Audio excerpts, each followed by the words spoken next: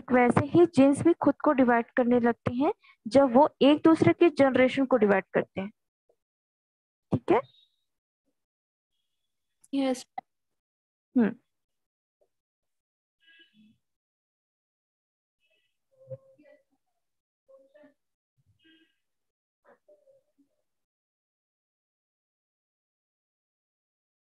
अब देखिए synapses during the prophase first and meiosis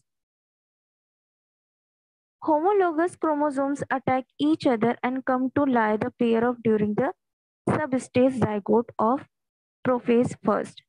अच्छा एक चीज मुझे और बोलनी है, जैसे कि इस चैप्टर में आप आपके जो न्यू बुक है उसमें जो एक्स्ट्रा जो मैटर है उसे इस चैप्टर के ओवर होने के बाद या फिर जब भी रिवीजन होगा तो मैं उस आपकी जो न्यू बुक होगी उससे पढ़ाऊंगी। ठीक है। Yes ma'am. ओके।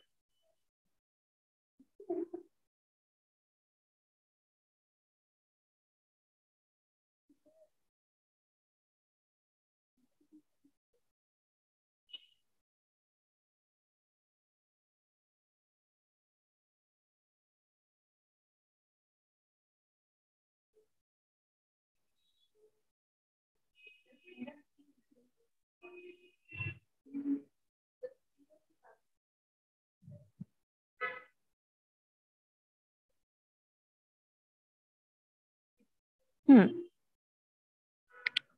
अब सबसे इम्पोर्टेंट थिंग यहाँ पर क्या है कि क्रॉसिंग ओवर में सिनेप्सिस देख रहे हैं हम प्रोफेज फर्स्ट में एंड प्रोफेज फर्स्ट में ही ये पेयरिंग जो होती है इसलिए होती है क्योंकि प्रोफेज फर्स्ट जो होता है वो सेल डिवीजन का कौन सा पार्ट होता है सुहानी? Ma'am prophase. प्रोफेज में जो क्रोमेटिन जो रहते हैं ना वो अपने आप को मतलब और थिक करते हैं। जो उसमें जो टाइम रहता है डिवीजन के पहले का उसमें वो अच्छे से और अपने मतलब कि और बड़े होते हैं क्रोमेटिन फाइबर्स। हम्म। अच्छा प्रोफेज को दो पार्ट में क्यों डिवाइड किया जाता है, prophase one and prophase to? Ma'am prophase one में जो रहते हैं ना क्या बोलते हैं जो क्रोमेटिन फाइबर्स वो एक पहले तो अपने आप को अच्छे से ठीक हो जाएंगे। और जो फिर प्रोफेज टू में ना वो अपने रेप्लिकेट मतलब और अपने कॉपी बनाने लगते हैं ताकि क्रोमोसोम बन सके जीन में डीएनए का। ठीक है एक बार और पढ़ लेना। ठीक है। Prophase first and prophase to इसलिए होता है बेटा क्योंकि देखो किसी भी सेल डिवीजन में थोड़ा सा टाइम तो लगता है। ठीक है ना। जैसे मैंने आपको बताया कि सेल डिवीजन में 1 आवर अर्ली मॉर्निंग होती है ये डिवीजन, और ये सारी डिवाइडिंग जो होती है ये अपने अपने तरीके से अपने अपने टाइम पर होती है। मतलब ऐसा नहीं बोल सकते कि प्रोफेज होगा तो फिर ये होगा वो होगा तो ये, मतलब अलग अलग सेल अलग अलग डिवाइड करती है एक दूसरे पर, बट टाइमिंग लेके करती है। Prophase first and prophase to इसलिए लिया जाता है कि प्रोफेज फर्स्ट जो होता है वो अर्ली होता है, और आफ्टर जो होती है डिवीजन वो प्रोफेज टू करता है। ठीक है ना। मतलब क्रोमेटिन लेयर्स और सेल फाइबर्स, सेल के अंदर के सारे जो मटेरियल्स होते हैं वो एक दूसरे को डिवाइड करने के लिए, या कहना चाहिए कि अपने अपने अवस्था या अपने अपने फेज लाने के लिए, ये फेजेस फेजेस मतलब अवस्था होती है, अपने अपने फेस को चेंज करने के लिए ये लोग टाइम लेते हैं, इसलिए इनका फर्स्ट पार्ट और सेकंड पार्ट बन जाता है। ठीक है। तो ये है सिनेप्सिस में ही जीन का जो रिकॉम्बिनेशन है या क्रॉसिंग ओवर है वो दिखाई देता है। जैसे मान लो मियोसिस हो रहा है ना, क्योंकि यहाँ पर हम जीन की बात कर रहे हैं, और जब किसी भी रिप्रोडक्शन से रिलेटेड कोई बात होगी तो मियोसिस ही होगी, है ना। माइटोसिस नहीं, मियोसिस। सबसे पहले हम मियोसिस की बात करें तो मियोसिस के जो फेजेस होते हैं वो फर्स्ट एंड सेकंड पार्ट में डिवाइड होते हैं। तो जब मियोसिस हो रहा होता है तो वो अपना टाइमिंग लेकर चलता है, और टाइमिंग के थ्रू वो क्या करता है जीन्स और क्रॉसिंग ओवर, चाहे वो मेल हो चाहे फीमेल हो, उसमें लेता है। कहने का मतलब जो रिप्रोडक्टिव पार्ट होते हैं वहां मियोसिस होगी। और मियोसिस अपने अपने पार्ट को लेकर, फेज को लेकर डिवाइड का एक प्रोसेस रखता है। इसलिए prophase first and prophase two ही ये सारे जीन्स को और सारी मतलब क्रोमेटिन्स को एक जनरेशन के थ्रू, क्रॉसिंग ओवर के थ्रू लेकर चलता है, और जनरेशन के थ्रू ये अपने आप को चेंज करता है। ठीक है, फिर चाहे वो डीएनए का हो या आरएनए का हो। Yes ma'am. हाँ, तो सिनेप्सिस जो होता है, synopsis the prophase first and meiosis homologous chromosomes attach each other come to the pairs during the sub stage zygote या zygote of prophase first. This pairing of homologous chromosomes is called the synopsis. ठीक है, the each pair of homologous chromosomes is called the bivalent. चलो लिख लो bivalent. What is the meaning of bivalent? ठीक है, synaptonemal complex allegenes या alines in the DNA molecules of two homologous chromosomes side by side as the result of DNA strand of one chromosome या chromatid is to pair with the corresponding DNA strand of the other where their base sequence matches. होता क्या है कि अ, जैसे आप DNA पढ़े हो 11th में, तो उसमें थाइमीन होता है, एडेनिन होता है, साइटोसिन होता है, और क्या होता है, ATUC यूरेसिल, मैम ये सब ग्वानिन, ग्वानिन। यूरेसिल। हाँ, ये लोग क्या कहते हैं कि डीएनए में ये अपने सीक्वेंस बनाते हैं। अब ये जो सीक्वेंस है इनका कॉम्प्लेक्सिसिटी भी होता है, मतलब डीएनए के अलाइन जो होते हैं या डीएनए के जो म्यूटेशन मैंने बताया है, जो डीएनए के फ्रेगमेंट बनाया बताया है, ये लोग क्या करते हैं, एक दूसरे के घर को चेंज करते हैं। जैसे मान लो डीएनए में ये वाला जो जगह है, आज सब लोग आज ना अ, जितने भी क्लास में आए हैं जूम में, दोनों आप दोनों क्या है डीएनए को पढ़ लेना फिर से, और एडेनिन ग्वानिन ये सभी को रीड आउट कर लेना एक बार। फिर यस। देखना क्रॉसिंग ओवर के थ्रू ये एडेनिन और ग्वानिन करते क्या है। ठीक है। Yes ma'am. हम्म। अब आते हैं second point, duplication of chromosomes. Duplication of chromosomes क्यों होते हैं डुप्लीकेट, क्रोमोसोम्स का डुप्लीकेशन क्यों होता है मियोसिस में, ओनली मियोसिस। मैम अपना कॉपी बनाते हैं ना, कॉपी बनाते हैं, हाँ, अपनी कॉपी बनाते हैं में या पास थ्रू हो सके। ताकि जल्दी से जल्दी डिवीजन हो सके। ठीक है, यहाँ पर एक चीज, एक वर्ड दिया हुआ है टेट्राड। ठीक है, इसका मतलब भी आप लोग लिख लो कि what is the meaning of tetrad. ठीक है, अब आते हैं क्रॉसिंग ओवर। क्या होता है crossing over? The pectin stage of meiosis and non-sister adjustment chromatid is tetrad coiled around each other at one or more point called chiasmata. एक minute, मैं इसका फोटो सेंड करती हूँ।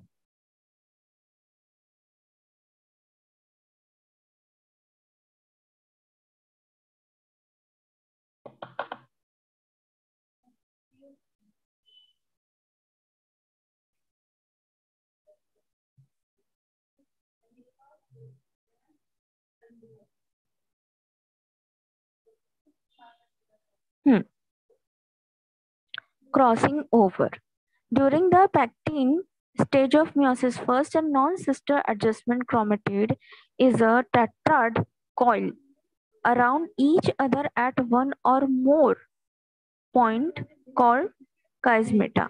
The chiasmata break at the chiasmata. This breakage is brought about the enzyme endonuclease. What is the meaning of endonuclease? कहीं पढ़े हो क्या?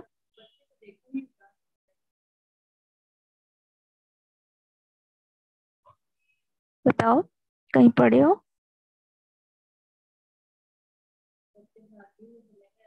सोहानी कहाँ पढ़े ऐसे? एंडोन्यूक्लियस?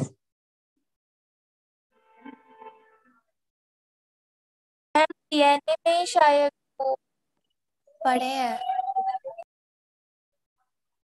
ठीक, इसको भी लिख लो।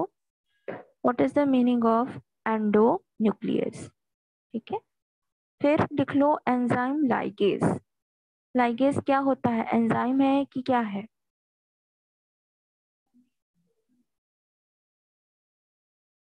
एंजाइम लाइगेज है कि लिपिड्स है? मैम क्या बोले? एंजाइम लाइगेज है कि लिपिड्स है? Ma'am ligase. लाइगेज एंजाइम है कि लिपिड है? मैम एंजाइम है, और ये जो एंडोन्यूक्लियस है ना मैडम, ये भी एक हम्म, एंजाइम है जो डीएनए को जो है ना एडनिन ग्वानिन ये सबको बाउंड अप करके रखता है, मतलब बॉन्ड बना के रखता है।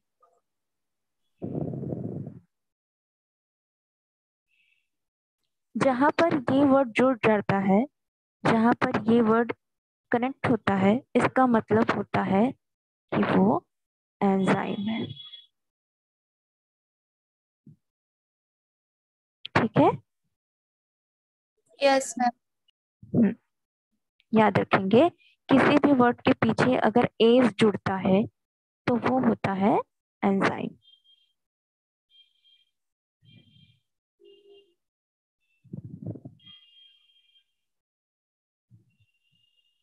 The new chromatin या new chromatid are formed as a result of exchange segment between the non-sister chromatid. Homologous chromatin या chromosomes means the only two out of the four chromatid crossing over, whereas the other two chromatid preserve their original continuity process. The chiasma formation was discovered by Johnson in 1909. ठीक है, सबसे पहले मैं आपको pectin, ligase और क्या था, काइज्मा, ये चीज के लिए बता दो। ठीक है, काइज्मा, पैक्टिन, एंडोन्यूक्लियस, लाइगेज, ये क्या क्या चीज है? पैक्टिन होती है सबसे पहले एक प्रोटीन। क्या होती है? प्रोटीन। प्रोटीन, पैक्टिन की लेयर तब बनती है जब मियोसिस में नॉन सिस्टर एडजस्टमेंट क्रोमेटिड, यानी जैसे कि दो डॉटर सेल जब बन रहे होते हैं या दो के चार बन रहे होते हैं, तब ये जो पैक्टिन प्रोटीन्स जो होती है वो काइस्मेटा, काइस्मेटा भी एक तरह का एंजाइम ही है। ठीक है, इसे आप काइस्मेटा लिख लो, काइस्मेटा लिपिड या एंजाइम, दोनों में से कोई एक है। और ये काइस्मेटा जब मियोसिस हो रही होती है, प्रोसेस हो रही होती है, तब यहाँ पर एक तरह की लेयर जो होती है जिनमें ये क्रॉसिंग ओवर करती है, और इस एंजाइम के थ्रू ही करती है। किसके थ्रू? लाइगेज के थ्रू। ये अपने उस सेगमेंट को ब्रेक डाउन करते हैं और फिर ये एंजाइम के जरिए ही, ये क्रोमेट के जरिए ही एक दूसरे के जनरेशन को या क्रोमेटिड को एक दूसरे से अलग करते हैं, क्रॉसिंग ओवर करते हैं। क्रॉसिंग ओवर मतलब जैसे कि हम सड़क पे जा रहे हैं, सड़क पर जाते हैं, कोई गाड़ी चल रही है तो हम क्रॉस करने के लिए उससे ओवरटेक करते हैं कि नहीं? Yes ma'am. है ना? यहाँ पर ओवर का मतलब होता है उस पर्सन से, उस थिंग्स से आगे बढ़ना। ठीक है, क्रॉस करने से पहले उसको ओवरटेक करना, उससे आगे बढ़ना, ये होता है क्रॉसिंग ओवर। वही मीनिंग यहाँ पर भी लागू होती है कि हम उस जीन्स से क्रॉस करने से पहले उसको ओवरटेक करते हैं, मतलब कि वो जीन्स वहां से पहले पहुंचकर किसी और चीज से क्रॉस हो। ठीक है, क्रॉस होने से पहले हम ओवर करते हैं, मतलब उस जगह से पहले पहुंच जाना। क्रॉस करेंगे फिर ओवरटेक करेंगे। तो जीन्स भी वही काम करती है। ये क्या करती है? New chromatid are formed as the result of exchange of segment. ये ऐसा काम करती है, मान लो कि किसी स्ट्रैंड में, किसी डीएनए के स्ट्रैंड में ये जो सेगमेंट है वो यहाँ पर पहुंचने से पहले इसे ओवरटेक करती है, ठीक है, और ये वाली इसे ओवरटेक करेगी। तो इस तरह से सेगमेंट एक दूसरे को क्रॉस करते हैं। समझ में आया? यस हम्म। टर्मिने टर्मिनलाइजेशन। अब टर्मिनाइजेशन का मतलब क्या होगा? सबसे पहले टर्मिनेशन का मतलब समझ लो। टर्मिनेशन का मतलब होता है कि क्रॉसिंग ओवर के दौरान कुछ ऐसे जीन्स होते हैं जो एक दूसरे को हटा देते हैं, ठीक है, टर्मिनेट कर देना। अब यही टर्मिनेशन कहाँ कहाँ लागू होगा? जहां पर लगेगा कि डीएनए को लग रहा है कि जब क्रॉसिंग ओवर कर रहे हैं तो क्रॉसिंग ओवर के थ्रू किसी जीन से वो चीज या एंजाइम या लाइगेज या कोई भी चीज, ये थिंकिंग हो सकती है कि लिपिड भी है, एंजाइम भी है, या कोई अनदर मॉलिक्यूल्स हैं, उसको हटाना है, ठीक है। फिर से बताती हूँ। मान लो ये डीएनए है, डीएनए के स्ट्रैंड है, इसको यहाँ से किसी को हटाना है, इस पार्ट को हटाना है। तो इसको टर्मिनेट करने के लिए पहले हमको इसको क्रॉस करना पड़ेगा और फिर यहाँ पर लागू करना पड़ेगा दूसरा, ठीक है। मतलब इस बंदे को यहाँ पर हटाना है और यहाँ से हटाकर इसे पॉइंट करना है। तो इसको हटाने के लिए हम यहाँ पर केमिकली सब्सटेंसेस रखते हैं और फिर ये टर्मिनेट करते हैं। तो यहाँ पर वही चीज आती है कि non sister chromatid starter replicate या rippling each other because of the force of attracting, keeping them together labs and chromatid separate from the centromere toward the tip and doing the plasmata also shift, ठीक है। ये क्या किया, इसको shift कर दिया, इसको हटाकर इसको शिफ्ट करना क्या होता है? टर्मिनाइजेशन। यहाँ तक समझ में आया? Yes ma'am. हम्म। मैम अब आती है टाइम बात, आ क्या बेटा? टाइम हो गया।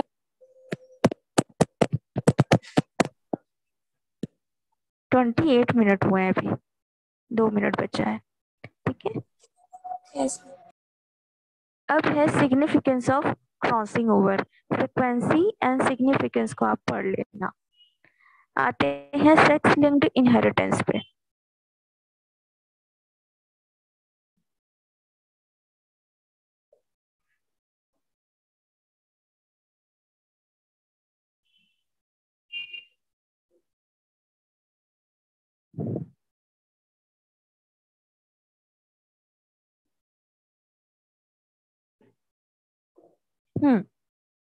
लिंक्ड इनहेरिटेंस, तीनों पॉइंट को अगर समझे तो क्या ये शो कर रहा है? तीनों पॉइंट को समझने पर कहने मतलब जैसे कि हमने अभी तक लिंकेज पढ़ा वो चीज, इनहेरिटेंस पढ़ा मतलब लॉज लगेंगे यहाँ पर इनहेरिटेंस के, और कहाँ लगेंगे? इस क्रोमोसोम में, ठीक है। तीनों पॉइंट को पढ़ने के बाद आपको समझ में आएगा ये तीनों पॉइंट अपने अपने जगह से उठकर एक साथ मिलके आए, ठीक है बेटा। Yes ma'am. हम्म।